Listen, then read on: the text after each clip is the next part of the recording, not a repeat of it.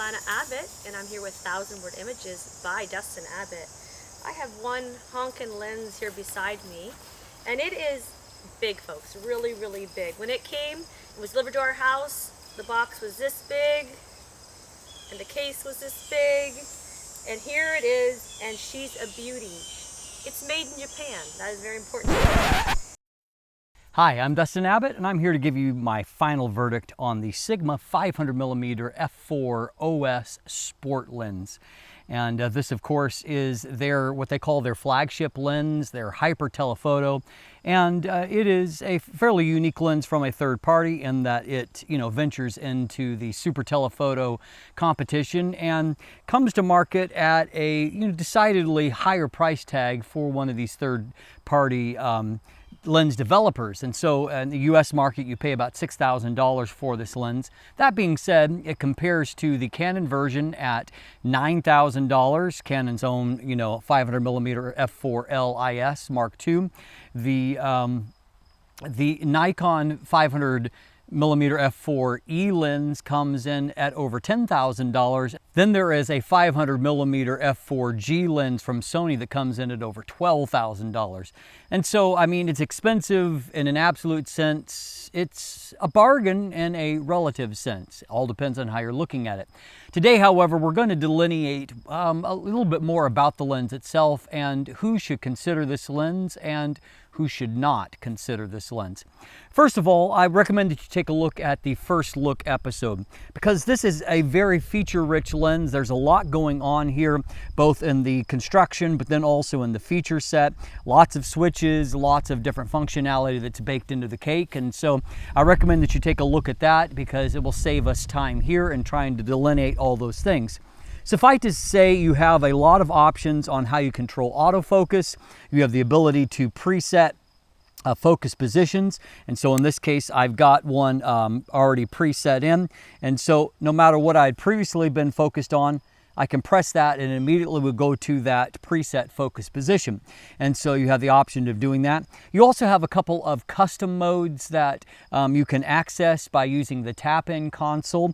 And there is a custom button that allows you, or switch that allows you to access those custom modes. Just to give you an idea of what I currently have programmed in there, in custom 1 position, I have speed priority for autofocus. It's been my experience thus far with these sport lenses that you get pretty much the same amount of autofocus accuracy with speed priority, but you get noticeably increased amount of speed. And so to me, it's the preferred mode of shooting most of the time. And so that I have that in custom mode.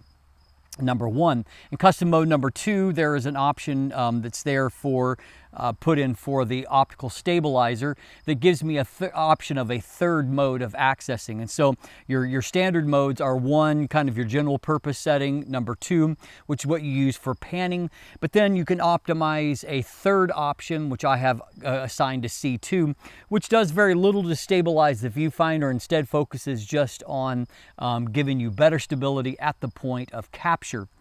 Now, I will note that I've used a number of lenses that provide a better stabilization of the viewfinder in any mode than what this particular lens does. And I find that, in hand holding the lens, and to be fair, it is a lot of lens to hand hold. This is a lens that comes in at 3.3 kilos. And so it's a lot of lens to hand hold. But even that being said, I've seen better jobs of stabilizing it in the viewfinder. However, it does a good job of stabilizing the final end result.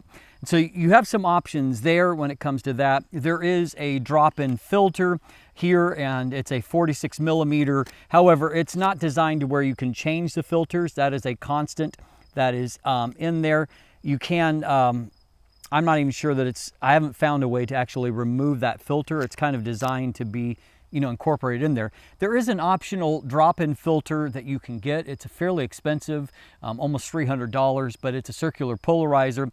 The reason why it's so expensive is that it's completely different assembly, along with an external knob that it will allow you to rotate that internally, and so that you can actually get the proper polarizing effect. Maybe not something that everyone will be willing to invest in, but for some of you that are looking for the added functionality that a polarizer adds, then that certainly is a nice alternative to have. The whole construction here is of magnesium alloy. The lens hood is made out of carbon fiber to help it to be light and sturdy. And the lens is thoroughly weather sealed. And so a lot of good things going on there. Again, the only thing that I really criticized in that first episode when it comes to the tripod foot is that the tripod foot is not Arca Swiss compatible, which means I'm having to mess with a quick release plate to put it on this tripod here. Now, in a secondary episode, we took a look at the image quality performance, and I broke that down in some detail. I recommend that if you want the nitty-gritty on image quality, that you take a look at that. But what we found as a part of that is this lens is extremely sharp, basically all across the frame. It has very good contrast. In many situations, it has very nice bokeh. There are situations where the bokeh can get a little bit busy to my taste. It did good with flare resistance. It's good in chromatic aberration control. It essentially is, fairly well corrected optically all across the, all across the frame. It does get a little bit better when stopped down to f5.6, and but it's not a huge increase. It's already very good across the frame from f4 on. Now, of course, what you do see when you add on an extender, and in this case, I only had a Canon extender to add on 1.4 times. With the 1.4 times on there, you move to a 700 millimeter f5.6 lens, which obviously is very, very useful. And resolution stays good. Contrast takes a little bit of a hit. And so stopping down, you actually see more improvement stopping down. So if you stop down to f8, you'll actually get crisper looking results because it restores some of that contrast. I didn't test it with a 2 times extender because I don't own one, but with the 2 times extender on there, you get a 1000 millimeter f8 lens. Now, in many cases, depending on your camera body, f8 will still autofocus correctly, and so certainly that is a nice addition. As is the case often with 2 times extenders, you probably will see a little bit more of an image quality hit, and that comes as a part of that. However, the ability to have an autofocusing 1000 millimeter lens, at a not incredible price tag, is obviously going to be very appealing as an option, an alternative in some situations there. So certainly worth looking at. What I found when I compared to the closest telephoto that I have, which is not really a fair comparison, it's Canon's 100-400 L Mark II. And so, on the telephoto end, it's f5.6. And if I threw the 1.4 times extender on there, I'm getting, 560 millimeters. So a little bit longer reach, but at a maximum aperture of f4, which obviously not really all that comparable. I did find that I favored the micro contrast on the Canon lens, even with the extender attached to it. However, obviously you're dealing with a completely different lighting situation when it comes to that. And obviously a completely different look of images because the background is going to be far less defocused because of the reality that the difference between f4 and f8 is 2 full stops of light. And so that you're basically, you're doubling and then doubling again, so essentially 4 times, less light gathering and then also less shallow depth of field that comes as a result of that. So anyway, something to consider when it comes to that.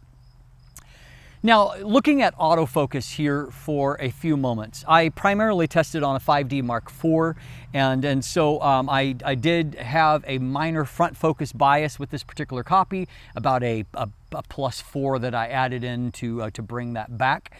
But beyond that, I got fairly good image quality, focus accuracy, and just my general functionality. Obviously, I shot primarily handheld, and so with a big heavy lens like this, there is going to be some impact, just environmental impact from the reality of hand holding a lens like that. But I would say that my autofocus actually was good over the course of my review. I also had some impact that you may see when you're looking at some of my sample images, some of the wildlife images, because I was shooting from a vehicle. You get some weird things that happen with air temperature variations that can impact image sharpness. And so what I did in some of those images that weren't as sharp as what I would like, I was looking to see if if autofocus was accurate, you know, if you can see an obvious front focus or back focus. So I don't think it was a focus related issue. I think it was just there was some negative impact to some images depending upon, particularly if I was in the passenger seat and having my wife drive me through the wildlife preserve. If I had to shoot through her window, that is, you know, that really does negatively impact image quality, because you're getting that an extra amount of pocket of air inside the car, then out the window into outside air. And just note, you know, just as a tip for that, it does negatively impact. I got better results overall when I was shooting through my window and the lens was outside the vehicle, and so less impacted by those variances. There is going to be some pocket outside the vehicle itself because of the heat radiating off the car. So there's some things you just can't control in that. However, my handheld accuracy in the same wildlife preserve, I noted a marked uptick in that. Now let's take a quick look at testing action autofocus, since this is a sports-related lens.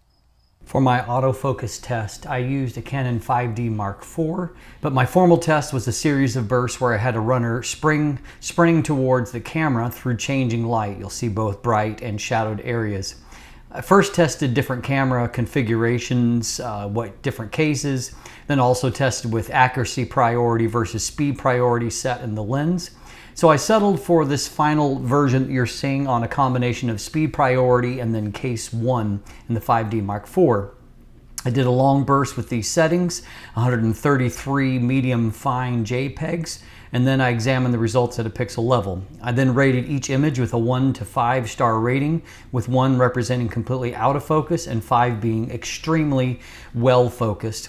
And so obviously in between, each intermediate star representing somewhere in between those extremes. So here are my findings. Again, out of 133, there were 103 5-star or perfectly rated images. There were 24 star rating. There were 9 that were 3-star and only 1 that was 2-star, 0 that was 1-star. So, I mean, obviously pretty consistent. There were about 2 to 3 cycles where there was a focus swing that generally lasted for a few frames before focus accuracy was fully restored. There were also a few minor fluctuations where focus wasn't perfect and a 4-star or 3-star value was assigned. So then we take those star ratios and we change them into a score with 1 star equals 1 point. We see that there are a potential of 665 possible points. If we add up the total we got from the 500 Sport, we get 624 points, leaving us a 94% final score, which is quite good. That's 123 out of 133 shots that were either perfect or nearly perfectly focused. So probably if you moved up to a top tier sports-related camera body, you could bring that total up by a few more percentage points. So as you can see, our actual results were really very positive in that kind of shoot, particularly since it was difficult light, you know, some very bright, some in shadow. And so I got, I think, pretty good results coming through that. And then just to give you a little insight on using it via the Sigma MC11 on a Sony body, you know, for normal shots, you know, kind of single shots, and I'll throw up some images here, I got beautiful results with that combination. It autofocused, IAF worked, even the PET IAF worked with wildlife to give me good focus in on the eyes.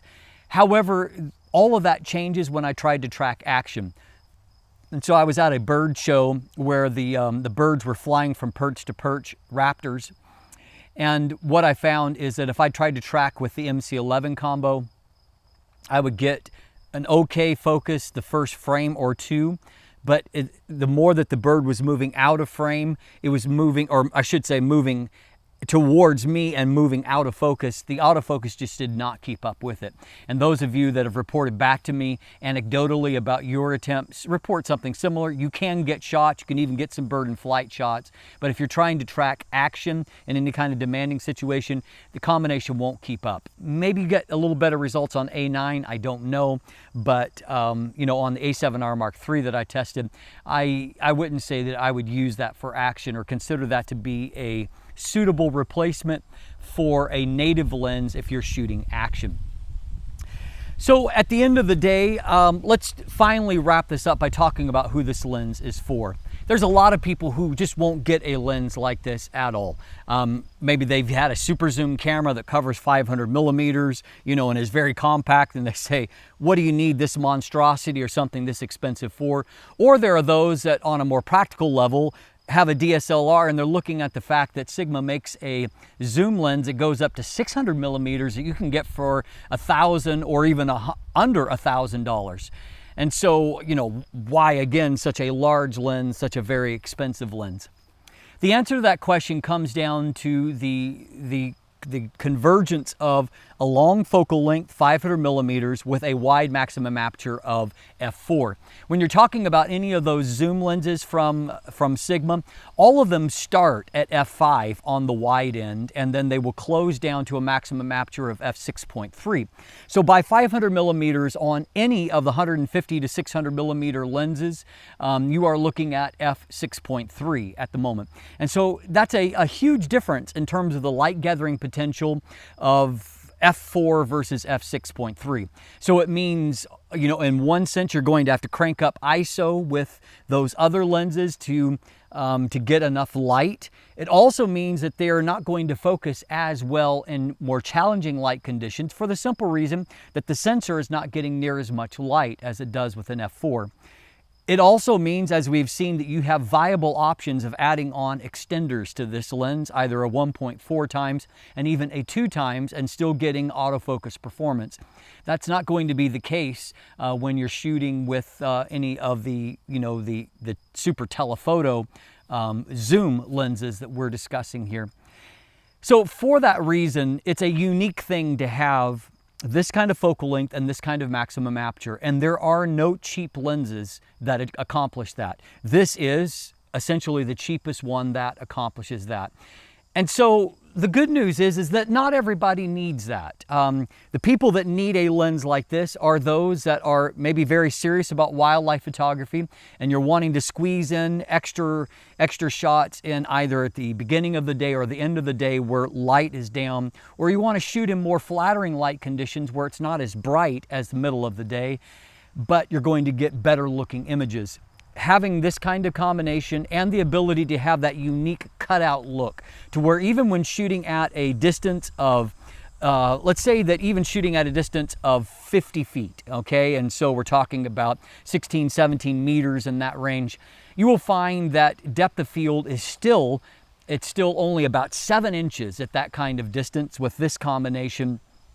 And so we're talking less than 20 centimeters and so you have a really small depth of field. Thus you have a blurred out background, even when you're some distance from your subject.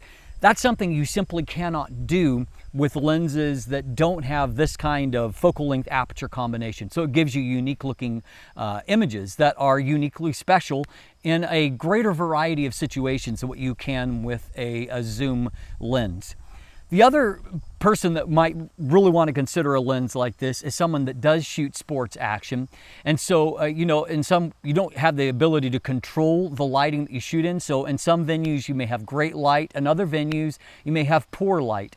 And so having a lens like this where you can keep your ISO down, it allows you to get cleaner end results, maybe better focus results, and your images are going to look better. Plus, the depth of field things that we've considered already. Now, who this lens is not for are for those that are less experienced. And I say that because 500 millimeters is a very tight framing. And so if you're not accustomed to spotting, for example, birds in flight with a long focal length like this, you're going to find it very challenging. If you're not, physically fit and you want to do any kind of mobility with a lens like this, this is not going to be a lens for you. Many people will find that they need to at the least use a monopod, if not a tripod, for their shooting. And so obviously that limits the kind of shooting that you can do. And so some of the zoom lenses are far more portable and so much easier to hand hold. If you're not making money from your photography, unless you've got a lot of money, and you're very serious about either sports or wildlife, you may not want to invest in a lens like this. And a lens like either one of the 150 to 600 options, or maybe even better, the 60 to 600 millimeter sport lens from Sigma are good alternatives to this. And you know, in the case of the 60 to 600, it cost a third of the price of this lens. And so if this lens is for you, I think you'll know it. If it's not for you, I think you can also pick up on that as well. I'm Dustin Abbott, and if you look in the description down below, I do have a full text review with a lot of additional information there, lots of photos to look at, so take a look at that. There's also buying links if you'd like to purchase one for yourself. And also beyond that, there are links for you to follow me on social media, sign up to be a patron, sign up for my newsletter, and of course, if you haven't already, please click that subscribe button right here on YouTube. Thanks for watching. Have a great day.